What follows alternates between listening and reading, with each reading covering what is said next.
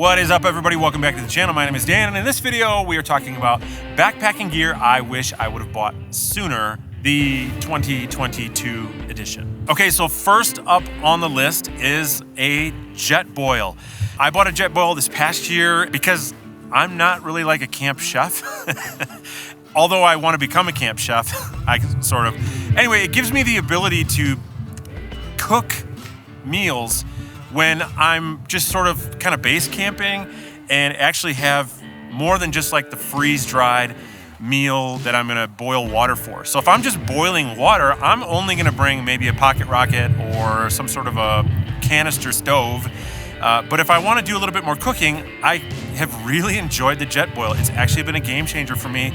I didn't used to wanna use a JETBOIL because I thought they were big and bulky and heavy, but now it's on my list of backpacking gear I really wish I would have bought a lot sooner because I probably would have eaten a lot better those past years. Huge shout out to my medic for sending me out to Arizona and making this entire trip possible. Thank you guys, you are awesome. So you're probably used to just sort of that standard med kit that maybe just has some blister care and Band-Aids in there and maybe some Tylenol or aspirin or something.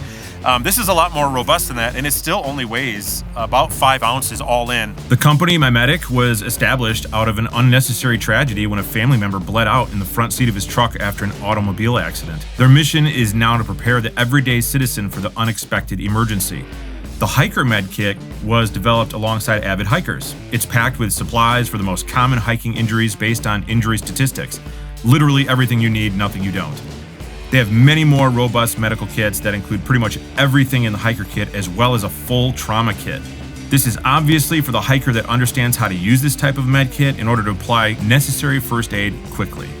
Also, if you care about my backpacking gear that I should have bought sooner, then you're probably really going to care about another person who is actually here backpacking with me. His name is Eric Hansen, and he is actually going to be doing the exact same video. So I highly encourage you to check out his video on backpacking gear he wishes he would have bought sooner. Isn't that right, Eric? I have some thoughts. Go check that video out. Next up on the list is something I absolutely should have bought sooner, and the reason I didn't buy it is because it's just expensive. It's very expensive, but it's a satellite communication device. This one just happens to be the Garmin InReach Mini. If you don't know what this is, it just essentially communicates with, well, satellites and gives you the ability to do lots of things. Like you can actually navigate, you can track your progress, but what I really use it for more than anything else is to have the ability to send text messages back and forth to my family or anybody that wants to kind of keep track of me. And then also it has SOS button here where if something does go south, all I gotta do is open this up, push this button, and it will contact emergency services and search and rescue, and they will be able to communicate with me out here, and I can kind of tell them what's wrong, and they will eventually come and save me, hopefully. So this is peace of mind. Yes, it's expensive, but if you backpack enough, or maybe you're just working in remote areas where there is no cell phone signals, this is highly recommend this. Satellite communicator, absolutely should have bought this sooner. All right, next on the list, I actually talked about this in last year's video, but it was so good, I have to talk about it again because it has revolutionized the backpacking experience for me. It needs no introduction. It is the Flextail Gear Tiny Pump X. I'm gonna keep talking about this until every one of you just goes out and gets this. This literally weighs 3 ounces. It's an air pump that will inflate your air pad in like 2 minutes flat. And the other reason I really like it is because right now it's really cold and it will blow dry air rather than like air out of my lungs, which is gonna create moisture inside of the pad. Which is helpful because moisture inside of a pad is actually going to reduce R value. Whereas this is, in situations like this, it's going to help maintain the R value or the integrity of the pad. And then as a bonus, it's got a built-in light. Look at that. It goes up to 400 lumens.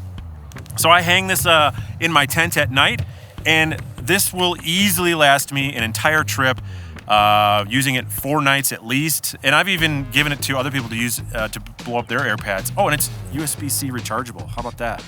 So comes with a bunch of different attachments. This is just the one I happen to have with me out here on this trip. And if you don't buy it, you're just a terrible backpacker. So I don't know if you can consider this next one actually like gear, but it's just something I wish I would have bought sooner. So if you're into the freeze-dried or dehydrated meals out there that are pretty much everywhere and make backpacking and eating out in the backcountry just so much easier, I wish I would have bought the kind that have the bags that are short, so I could fit my long-handled spoon in it without having to, or any spoon really, without having to get like my hand dirty and dig down into the bag. This is Pinnacle Foods. By the way, if you have not tried Pinnacle Foods, you need to. This is probably some of the best freeze-dried meals I've ever had. So if you have the food bags that are tall, pro tip, you can repackage them into like Ziploc bags, but you gotta use the freezer Ziploc bags, the ones that like have the blue across the top, because if you don't use the freezer ones, they will melt when you pour boiling water in them. So you can repackage these into those, so that way you don't have to have like a really long spoon. But I wish I would have bought the low packaged meals much sooner, because it would have been a lot cleaner as I was eating. Okay, another piece of gear I absolutely 100% wish I had bought sooner is down booties. These ones just happen to be from a company called Outdoor Vitals. I think the pair weighs about 3 ounces. So these are like, you wear them if your feet get cold in your tent at night. It just keeps you nice and warm. And they pack down to practically nothing, and they're awesome. Will you take it only winter camping? Oh, for sure. Yeah, when it's cold. Or also like... I would take these winter camping, but I have used these as gloves. That's not a joke. Like if my hands are really cold, you can just, look at that.